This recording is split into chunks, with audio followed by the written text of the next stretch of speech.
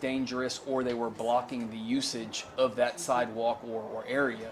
Similarly with camping, we not only have to prove that the individual was camping, but that their conduct in some way was creating a hazard or a danger, or they were blocking the use of the roadway, or the sidewalk, whatever that is. So the officers, we will still respond. However, our ability to take action is now in some ways restricted based on the higher threshold of having to be able to prove that the conduct was hazardous or dangerous or blocking. Chief, you mentioned that social media is playing a role in this discussion.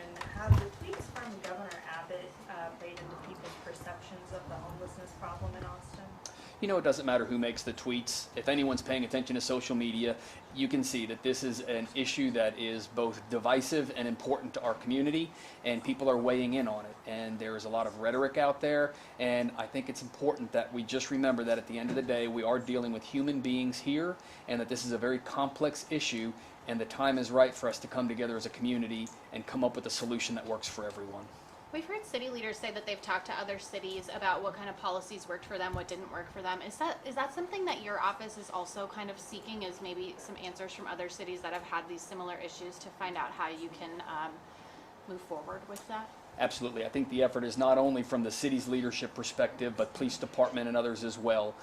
I know from speaking with the mayor, having visited Seattle, the assessment was we are today where they were 6 years ago, both in the issues of the number of homeless and where we're at. And I think that's what strikes the importance of acting now, so that we don't have situation get worse here in Austin, and then it becomes so unmanageable that it'll be a much more difficult solution.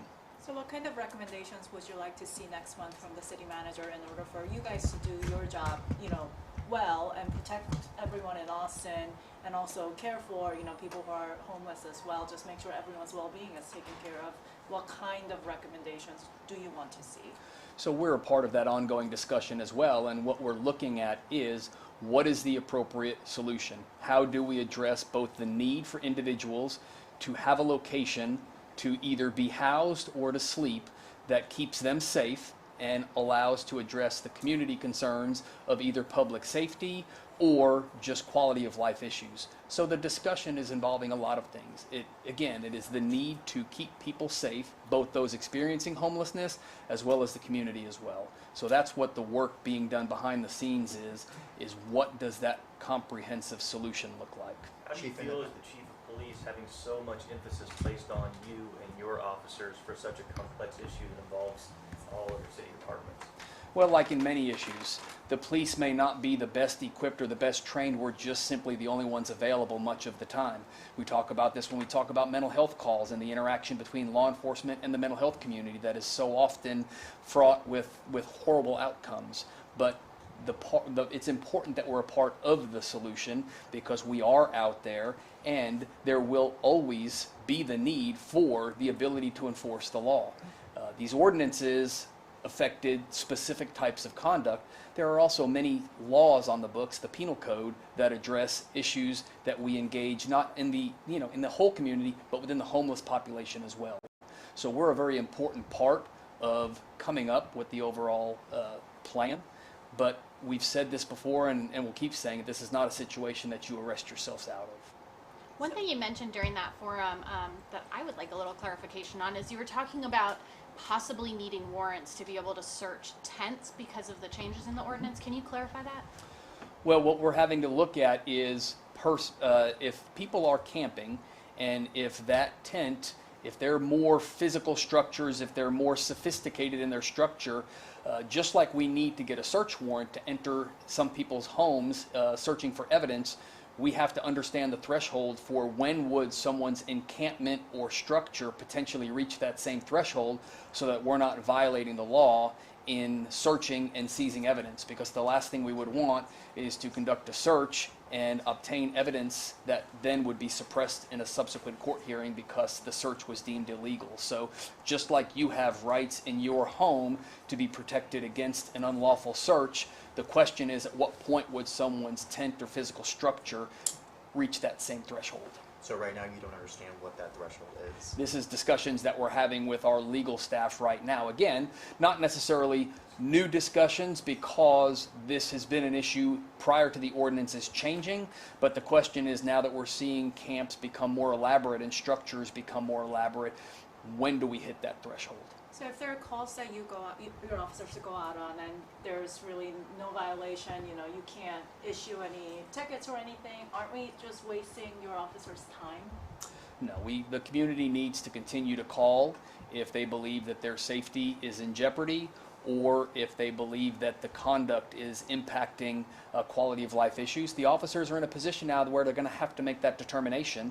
And what we are seeing already, although again we're only 3 weeks into this and we're still collecting data, is we are getting called to circumstances where under the previous ordinances we may have been able to take action. We may have requested someone either change a behavior, move to a different location, or if more aggravated, we might have issued a citation. Again, arrests were very minimal.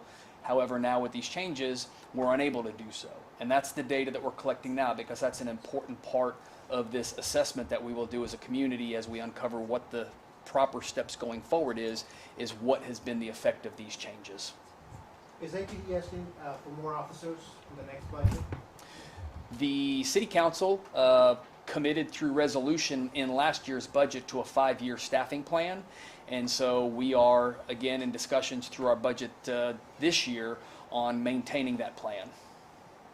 Do you have enough data already to say crime has gone up in downtown or, some of those hot spots, 35 underpasses? Do you have enough data to definitively say that yet if crime has gone up?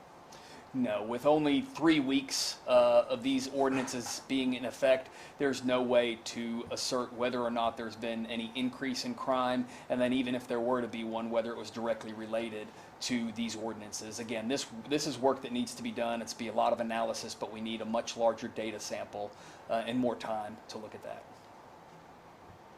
I know in newsrooms, at least, we're getting a lot more emails and calls about homeless problems after these ordinances have changed. Is this something that I know the police don't have data yet, but are you all seeing more of these calls at least, or is it more of the ordinances, or do you think it's just because it's such a hot topic of conversation right now? I don't know that we're getting increased calls for service based on homeless. That's something that we're looking at, but it is apparent that incidents that are occurring in the community, a lot of them are being tied to the issue of homelessness. Whether or not they're actually related to it or not, we've not yet determined on all of those. So I think the fact that this is such a significant issue in the community right now and it's garnering so much attention, I think a lot of the events that occur in the downtown space or space where there are homeless camps are being tied indirectly or directly, whether or not that's actually the case. Let's say someone is sitting, lying, camping in a place where now it's completely legal, public space, but they're laying down in an area where it's maybe inches from a road. How do your officers, is this where you talked about that trust or that faith in your officers? Is it just a judgment call at that point? Absolutely. Our officers make judgment calls every single day. That's part of the job, and that's why in the training academy, as I mentioned earlier, the sign still hangs to this day, common sense and good judgment. We cannot write a law, a policy, or an order to direct officers in every single circumstance that they're going to encounter while doing their job. So they have to interpret the laws and they have to use their judgment. And I am confident that officers can understand when conduct reaches the level of hazardous or dangerous. We have to do that enforcing other laws such as public intoxication. Just being drunk in public is not alone. You have to also pose a danger or threat to yourself or somebody else. So we're already involved in other crimes where we have to make that determination, and so this is just an expansion of that.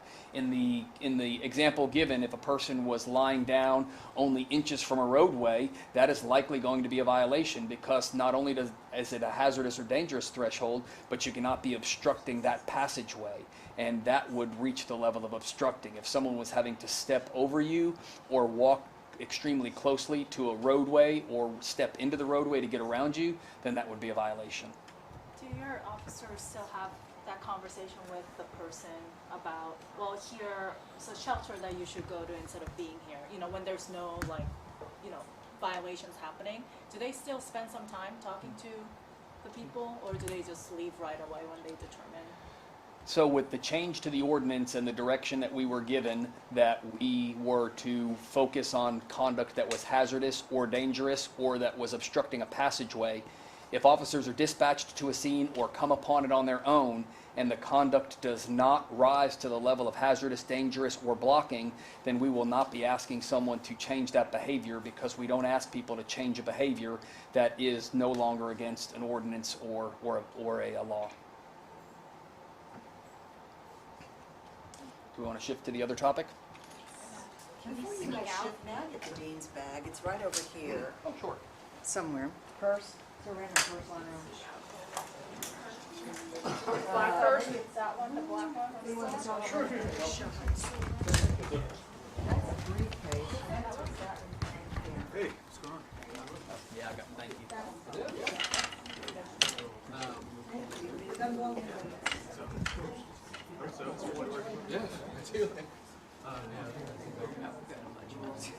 Okay, no, that's fine. I think you might as well do it now while I've got all the mics.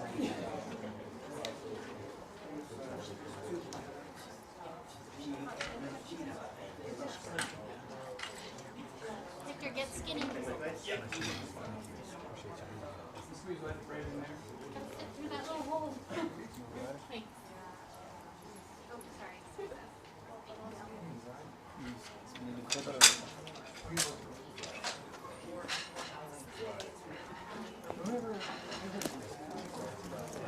That's right. You need me to stick it in my pocket, or?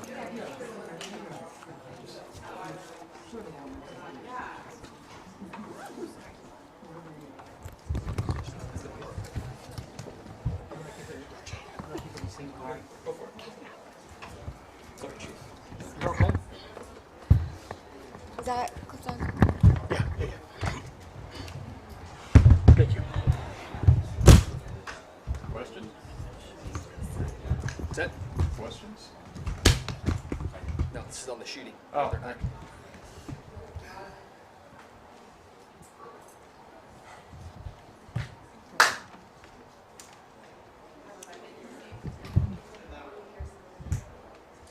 Let me know when everyone's ready. Yeah, go ahead. Well, why don't I just give you a statement, and then I'll go into questions on that, okay, if that works for y'all. So on July 21st at approximately 2:48 a.m., the Austin Police Department responded to a call for shots fired, which ended up being a shooting. This incident was captured both on city-owned Halo cameras that cover that area, as well as by individuals who have posted this video onto social media. So I know that this video has been viewed out in the public. This shooting actually occurred as the result of a disturbance that had occurred earlier in the evening at a nightclub on 6th Street, and this is where the incident culminated, was at the intersection there at 7th and Red River. And what we had happen during this disturbance was there were two women that were arguing with each other, and then a male that was, I believe, associated with one of those females got involved in the disturbance, and ultimately what you see on that video is he pulls out a gun and he shoots the victim multiple times at close range. The officers responded. The victim was transported to the hospital where she has been treated, and the detectives, through their follow-up investigation, have been able to identify the suspect in this case. The victim knew to some extent this suspect and was able to provide us information that allowed us to positively identify the suspect. And the suspect in this case is a Reginald Thomas. He is a 29-year-of-age African-American male, and we currently have issued a warrant for his arrest for a second-degree felony for aggravated assault, and there are further charges pending at this time. He is not yet in custody, so we are asking the community if you have any information on where he is, or if you have any information regarding either the disturbance earlier in the night at the nightclub or the shooting that took place again at 7th and Red River. We would ask that you call our investigators at 512-974-5245 and provide that information. Again, we have one warrant for this suspect's arrest for a second-degree felony for aggravated assault. There are further charges that are pending based on follow-up investigation that will take place, and we can make a photo of the suspect available to you through our PIO so that we can put that out, again, asking the community to help us locate him and bring him into custody. Do you think we need more officers patrolling downtown? We have a higher concentration of officers in a geographic area in the downtown area than anywhere else in the city, but we also recognize when you have an entertainment district that is filled with nightclubs, alcohol, youth, and a lot of other things, that it is an area where we will see a higher level of incidents, whether that be violent crime or other offenses. We put a significant amount of resources into this area. We continue to evaluate staffing across the city. Again, the most valuable commodity we have as a police department is our officers, and we have to make sure we're placing them in those areas where we can have the greatest impact on overall community safety. And same question, is APD asking for more officers in the next budget? If so, how many? So we were fortunate last year that the City Council passed a resolution that included a 5-year staffing plan for the Austin Police Department, and we look forward to seeing that get carried out this year, being year 2 of that resolution, and gaining those officers in our department. The suspect, is he from the Austin area, or is he from out of town or surrounding areas? I don't have a physical address on him, and don't know whether he has been in the Austin area for a period of time or not. Any priors? Is he any priors? Don't have that information. Yeah, we had a similar shooting on 6th Street, I think a couple of weeks back, where 2 people were hurt. We had another individual who was shot at an apartment in East Austin. He's been declared brain dead and not dead yet. You concerned with what seems to be kind of an uptick in gun violence? You know, we spoke about this a week or 2 back. We are experiencing an increase in gun violence in Austin. Looking at our Part 1 crimes, and we look at those that involved a weapon, back in 2014, the firearm was used in 18% of those encounters. Now it's being used at upwards of 29%. So we are seeing the use of firearms in violent crimes has increased over the past 5 years. This is something that we have talked about both as a department, as a community.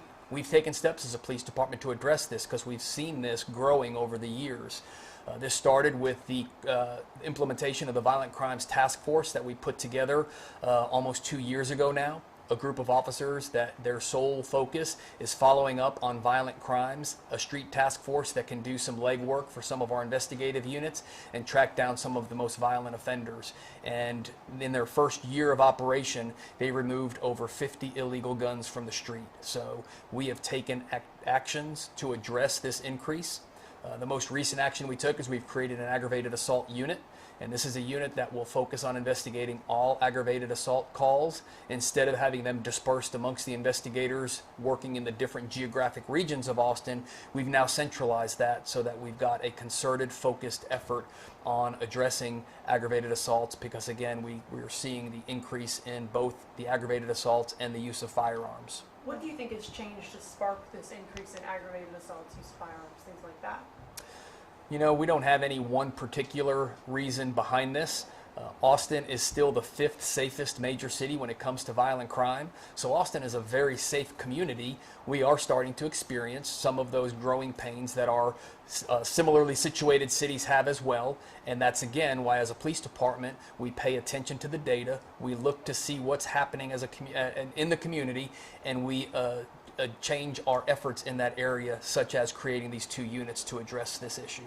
On average, how many officers on the ground do you have on any given night during the weekend in those areas? It just, again, we have so many special events that take place in the entertainment district. It would be hard to say on any given weekend what the average is. Obviously, we have more out there on the weekends than we have during the weekdays, but depending upon what special events might be taking place in and around the downtown area that we either staff up for or that we have additional officers working overtime at, we can't give an exact estimate. The increase in violent crime, is that also a trend in other cities across the country that are similar to our size and in similar situations? So violent crime for the year is actually down this year. We're just seeing the use of firearms